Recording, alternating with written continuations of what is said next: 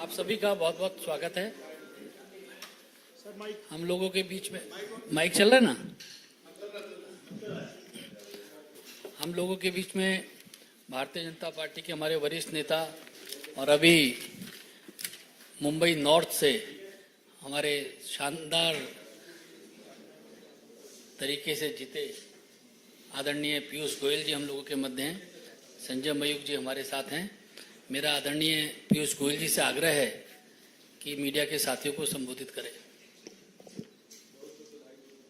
बहुत बहुत धन्यवाद माननीय अनिल बलूनी जी, जो अभी अभी उत्तराखंड से बड़े भारी मतों से जीतकर लोकसभा के सांसद के रूप में चुने गए हैं। माननीय संजय मयूख जी, आज राहुल गांधी जी ने एक प्रेस वार्ता कर भारतीय जनता पार्टी और हमारे नेताओं पर अनाप शनाप आरोप लगाए। लोकसभा चुनाव में विपक्ष की हार की हताशा से अभी तक शायद राहुल गांधी जी उभरे नहीं है। अब वो मार्केट के इन्वेस्टर्स को भी गुमराह करने की साजिश रच रहे हैं। आज भारत दुनिया की 5वीं सबसे बड़ी अर्थव्यवस्था बन गई। कहा फ्रेजाइल 5 और आज top 5, fastest growing economy in the world. पूरी दुनिया इस बात को आज स्वीकार करती है। प्रधानमंत्री नरेंद्र मोदी जी ने देश को आश्वस्त किया है कि इस टर्म में देश विश्व की तीसरी सबसे बड़ी अर्थव्यवस्था बनने जा रही है। और ये साधारण उपलब्धि नहीं है, पूरा विश्व इसको गहराई से देख रहा है, बड़ी गंभीरता से देख रहा है, समझ रहा है कि ये आगे आने वाले दिनों में प्रधानमंत्री मोदी जी के नेतृत्व में होने जा रहा है। फिर एक बार मोदी सरकार आना निश्चित है और शायद इस बात से राहुल गांधी जी बड़े परेशान नजर आते हैं और अपने बयानों के साथ विदेश और देश के निवेशकों को एक भय के वातावरण में निवेश ना करें, इसके लिए उत्साहित करने की कोशिश कर रहे हैं। हम सब जानते हैं कि इक्विटी मार्केट अलग अलग समय पे चुनाव आ रहे हैं, तो चुनाव के हिसाब से अलग अलग आंकड़े जब रिजर्व बैंक पेश करता है, अलग अलग विकास के आंकड़े जब आते हैं, उसके हिसाब से इक्विटी मार्केट में बदलाव होते रहता है। और ये दुनिया भर में इस प्रकार से इक्विटी मार्केट चलती है। कोई बड़ा इवेंट ना भी हो तो भी इक्विटी मार्केट में उतार चढ़ाव साधारणतः चलते रहते हैं। देखना यह रहता है कि लंबे अरसे में इक्विटी मार्केट में क्या हुआ है। और आप सभी भली भांति जानते हैं, देश के लोग, देश के निवेशक जानते हैं कि पिछले 10 वर्ष के सफलतापूर्वक मोदी सरकार के कार्यकाल में हमारा मार्केट कैप पहली बार $5 ट्रिलियन से अधिक हुआ है। यानी 400 लाख करोड़ रुपए से ज्यादा मार्केट कैप का कीर्तिमान प्रधानमंत्री मोदी जी के कुशल नेतृत्व में भारत ने प्राप्त किया है। और आज भारत का जो इक्विटी मार्केट है, ये पहली बार विश्व की 5 बड़ी अर्थव्यवस्थाओं की जो मार्केट कैप है उसमें से एक भारत बना है। उसमें हम ये भी जानते हैं भली भांति कि पब्लिक सेक्टर अंडरटेकिंग्स जो PSUs लिस्टेड है मार्केट में, उसका भी जो मार्केट कैप है वो लगभग 4 गुना मोदी सरकार के कार्यकाल में बढ़ा है। एक डेटा पॉइंट आपको देता हूं जिससे मुझे पूरा विश्वास है भारत की जनता भी बड़ा गर्व महसूस करेगी कि आज से 10 वर्ष पहले जब यूपीए की सरकार थी, जिसका नेतृत्व गांधी परिवार करता था, उस कांग्रेस यूपीए की सरकार के समय भारत का मार्केट कैप मात्र 67 लाख करोड़ था। ओनली 67 लाख करोड़ का मार्केट कैप मई 2014 में विरासत के रूप में मोदी जी को मिला। आज वो बढ़कर 6 जून यानी आज के दिन बढ़कर 415 लाख 415 लाख करोड़ भारत का मार्केट कैप है। आप सब अनुमान लगा सकते हैं कि ये जो बढ़त 348 लाख करोड़ की बढ़त हुई है 10 वर्ष में, ये जो पिछले 60-65 वर्षों में कुल मार्केट कैप था उससे 5 गुना से ज्यादा बढ़त सिर्फ मोदी सरकार के समय देश ने अनुभव किया है। 67 lakh crores in May 14, increase of 348 lakh crores in 10 years, and today the market cap is 415 lakh crores. ये वास्तविकता हम सबके सामने। अब इसमें गौर करने की बात है कि इसका सबसे बड़ा लाभ किसको हुआ, और ये हम सब के लिए गर्व की बात है कि भारतीय निवेशक और उसमें भी हमारे रिटेल इन्वेस्टर्स, खुदरा निवेश जो करते हैं, उनको आज इसका सबसे बड़ा लाभ हुआ है। आज वो सिर्फ बाईस्टैंडर के रूप में मार्केट बढ़ रही है दूर से नहीं देखते, आज वो मार्केट में पार्टिसिपेट करते हैं, आज वो निवेश करके उसका लाभ सीधा लेते हैं। और उसके आंकड़े भी मैं आपके समक्ष रखता हूं। जो फॉरेनर्स की होल्डिंग यूपीए के समय होती थी एफपीआई के माध्यम से, फॉरेन पोर्टफोलियो इन्वेस्टर्स जो निवेश करते थे और उनकी जो परसेंटेज होल्डिंग थी यूपीए के समय वो 21% थी, और वो घटकर आज 16% हो गई। यानी फॉरेनर्स की इन्वेस्टमेंट कम हुई है और भारतीय निवेशकों की मालकियत भारत की स्टॉक मार्केट में 79% से बढ़कर आज 84% हो गई। 84% आज भारतीय निवेशक मार्केट में भारतीय मालकियत के साथ खड़े हैं। जो म्यूचुअल फंड इंडस्ट्री है जिसके माध्यम से हम में से कई, खासतौर पे छोटे निवेशक अपना पैसा मार्केट में लगाते हैं, म्यूचुअल फंड इंडस्ट्री का साइज 2014 में मात्र 10 लाख करोड़ था। आज वो बढ़कर 5 गुना से भी अधिक हो गया है।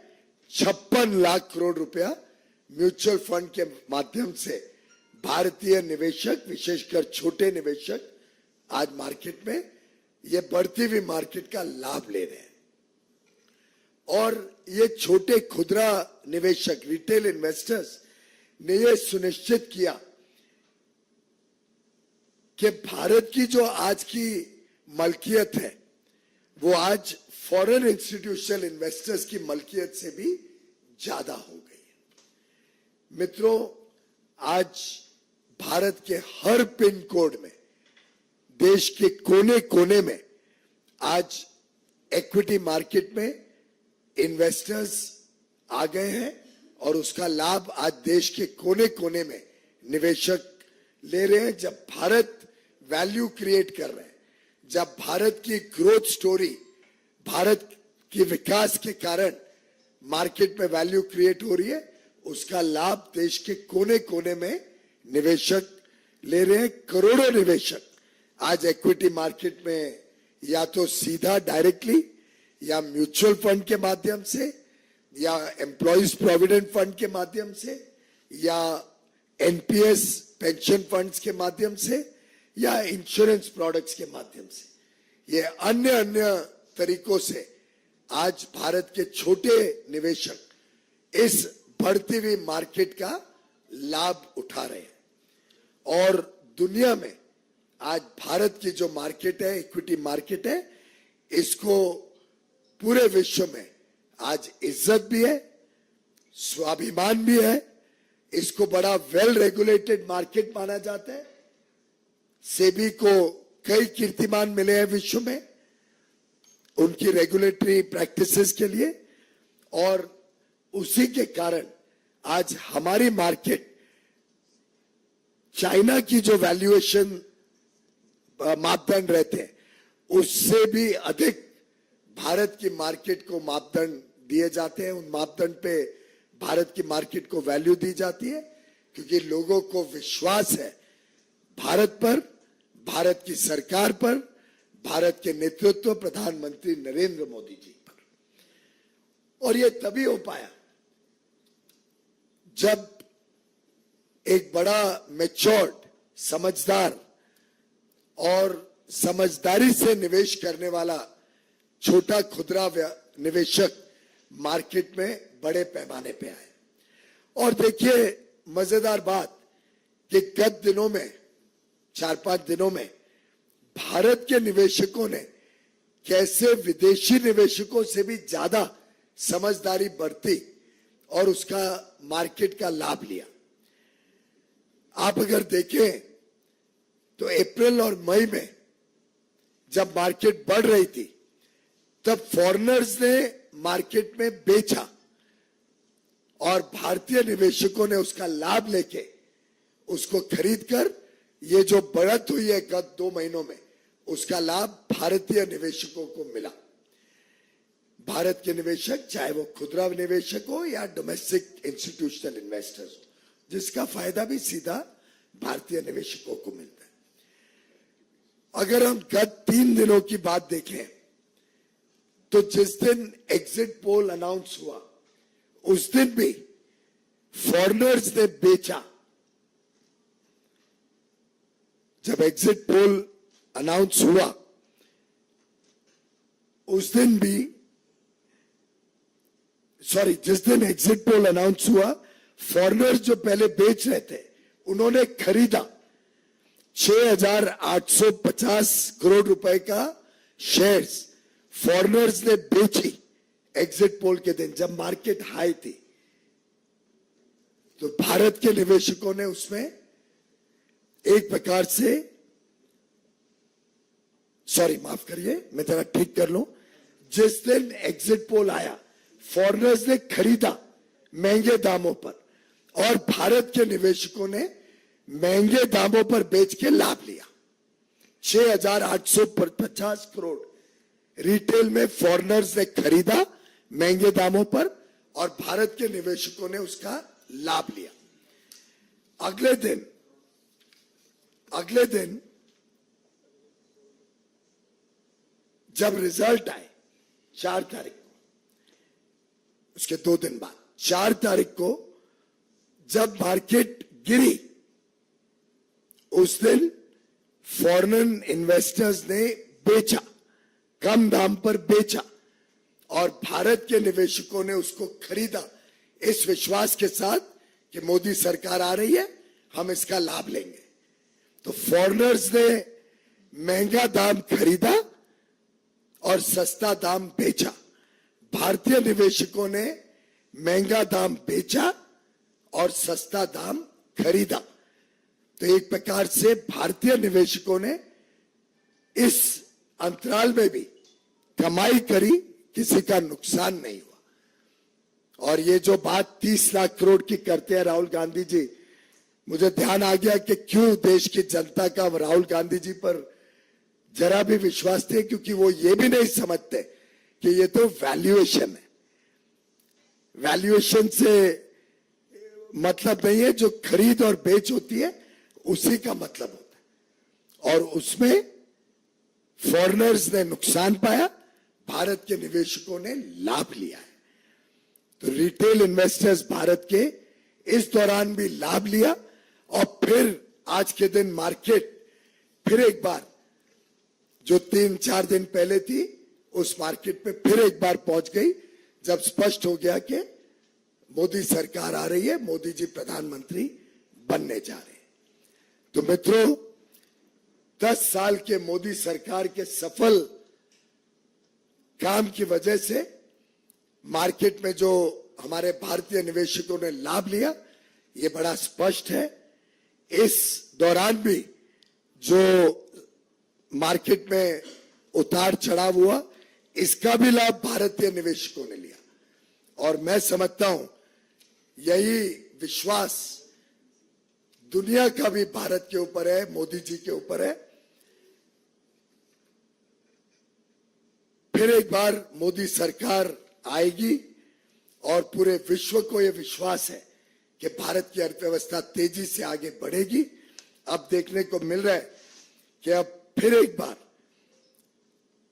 भारत की स्टॉक मार्केट भी ठीक है। इस अंतराल में भी भारतीय निवेशकों ने लाभ लिया है।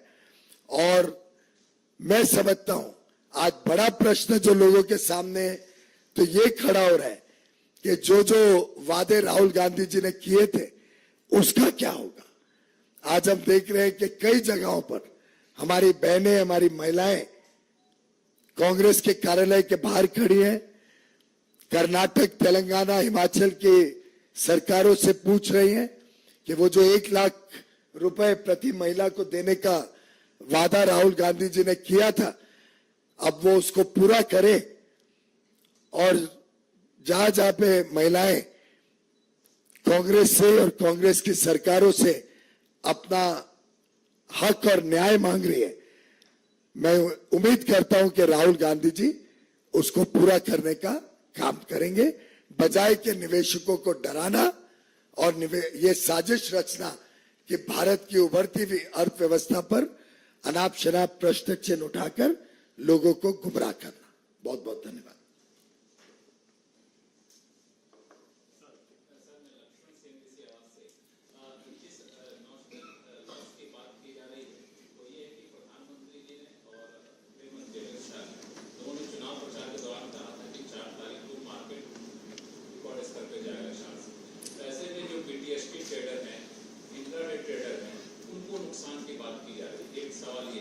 दूसरा सवाल ये है कि क्या हम ऐसी व्यवस्था नहीं कर सकते सीधी इलेक्शन कमीशन से मिलकर कि फ्राइडे से लेकर संडे के बीच में रिपोर्ट का आना और फाइनल रिजल्ट का आना आ जाता है कि मार्केट मैनिपुलेशन ना हो सके। पहली बात, जहां तक पहला सवाल है, इसके आंकड़े दर्शाते हैं कि जो भी नोशनल लॉस की बात हो रही है वो तो वैल्यूएशन में है।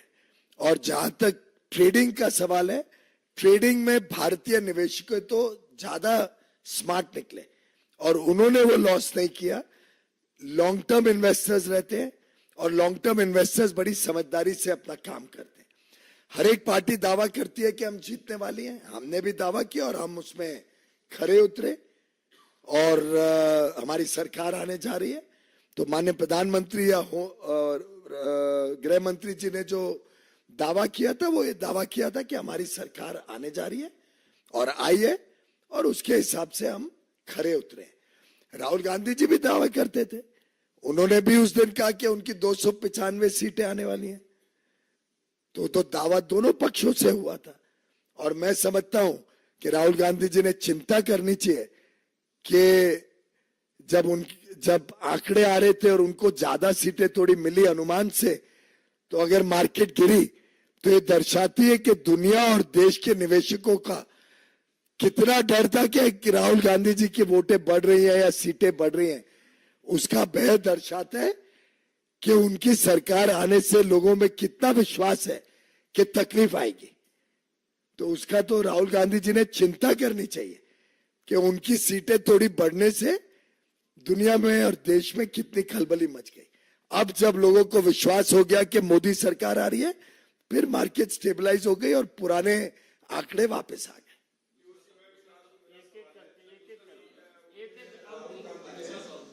राहुल गांधी ने ये कहा है कि ये सबसे बड़ा अब तक का स्कैम है और उन्होंने जेपीसी की मांग करता है। वो तो कई सारी बातें उन्होंने कई बार कही हैं जो बेबुनियाद रहती है। और मैंने अभी आंकड़ों के साथ आपको बताया कि ना तो कोई उस प्रकार का लॉस है और स्टॉक मार्केट इंट्रिंसिकली उसका स्वरूप ही ऐसा है कि उसमें उतार चढ़ाव स्वाभाविक रूप से होता है। और इस उतार चढ़ाव का लाभ भी खुदरा व्यापारी में खुदरा निवेश में भारतीय निवेशकों को ही हुआ है। तो बेबुनियाद है, उसमें तो कोई मतलब नहीं। You see, just now at this press conference, Jairam Ramesh has tweeted, and what he said, this is bakwas that has been precisely are the three basic questions Rahul Gandhi has asked on behalf of crores of Indian retail investors. I have answered all the questions. Jairam Ramesh ji ने सुनी नहीं होगी या तो बात। आप में से कोई बताइए कोई विषय है जिसमें मैंने अभी तक आपको जवाब नहीं दिया हो। राहुल गांधी ने पीएम का और एचएम का नाम लेके ये कहा था कि इन लोगों ने कहा था कि आप इन्वेस्टर्स जो हैं आपको शेयर्स दे दीजिए। उन्होंने ये दावा लिया था कि भारतीय जनता पार्टी की सरकार, एनडीए की सरकार फिर एक बार आ रही है और हमारा आत्मविश्वास है कि हमारी सरकार ने जो 10 वर्षों में अभी मैंने आंकड़ों के साथ बताया कि 67 लाख करोड़ से बढ़कर आज मार्केट कैप 415 लाख करोड़ हो गई है। तो निवेशकों ने लाभ लिया ही है हमारे काम का। तो स्वाभाविक है कि अगर हमारी सरकार तीसरी टर्म में आएगी, भारत आज विश्व की सबसे तेज गति से बढ़ने वाली बड़ी अर्थव्यवस्था है, आगे भी रहेगी। हमने ये दावा दिया है और बड़े कॉन्फिडेंस से हम कह रहे हैं कि हम विश्व की तीसरी सबसे बड़ी अर्थव्यवस्था बनेंगे। तो स्वाभाविक है कि निवेशक उसका लाभ लेंगे।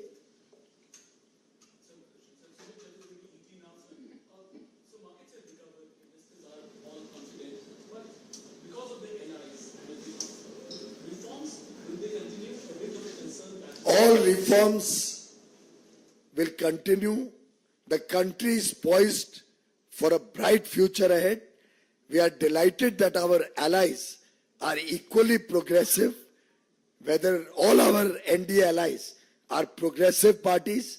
They support reform, they support what is good for the people of India, and they understand that the 10 years of the Modi government have taken the country to newer heights and have the confidence that under Prime Minister Narendra Modi's able leadership and the big vision with which he has taken the country to today's position of being the world's fastest growing large economy, they are confident that under his leadership, this country will continue to do better and better and become the world's third largest economy while continuing the growth that we are witnessing in the last few years.